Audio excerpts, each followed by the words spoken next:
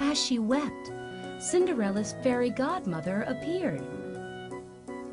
"Cinderella, why are you crying?" she asked.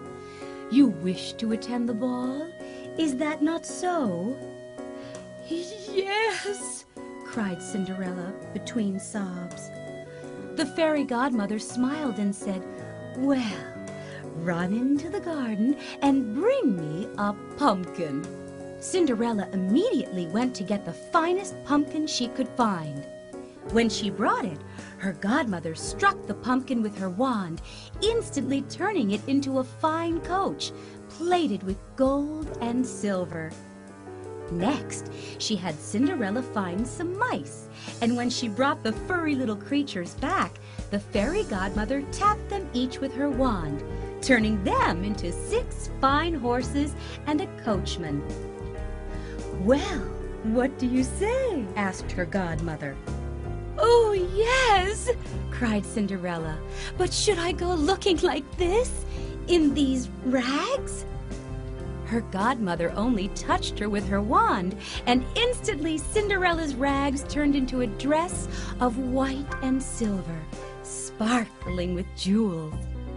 To top it off, Fairy Godmother gave Cinderella a pair of glass slippers, the prettiest in the whole world. "The spell only lasts until midnight, so promise you will leave the ball before then," warned the godmother. Cinderella promised to return before midnight, thanked her again, and drove off to the ball.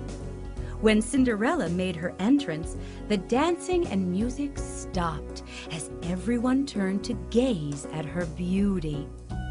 No one recognized her. She was a complete mystery.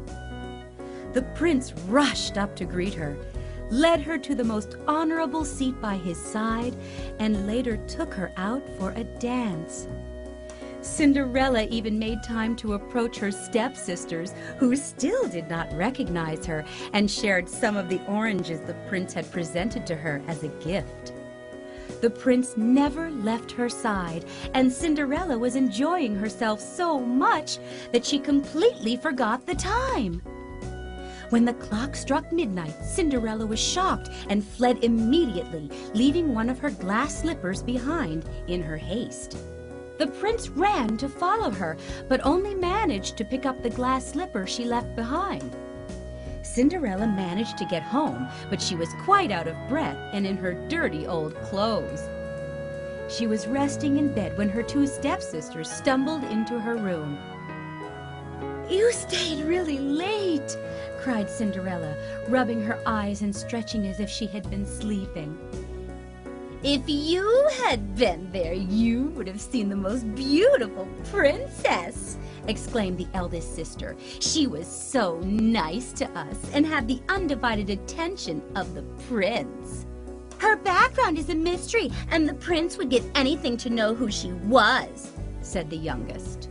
A few days later, the prince declared that he would marry the woman whose foot fit in the slipper. His soldiers began to try the slipper on all the princesses and duchesses in the court, but it was all in vain. Days later, it was brought to the 2 sisters, who tried with all their might to make the slipper fit. Cinderella, who saw this, politely asked to try it. Her sisters burst out laughing at the idea, but the prince ordered that everyone in the kingdom should have a try. When Cinderella's foot slid perfectly into the slipper, her sisters were astonished. Cinderella's fairy godmother appeared, and with the flick of her wand, turned Cinderella into the beautiful girl from the ball. The stepsisters dropped to their knees and begged for forgiveness for the awful way they treated her over the years. Cinderella lifted them up and embraced them, saying she forgave them with all her heart. Cinderella was then escorted to the prince, dressed as beautiful as she was at the ball. A few days later, they were married. Cinderella, who was no less good than beautiful, gave her 2 sisters rooms in the palace, and everyone lived happily ever after. The end.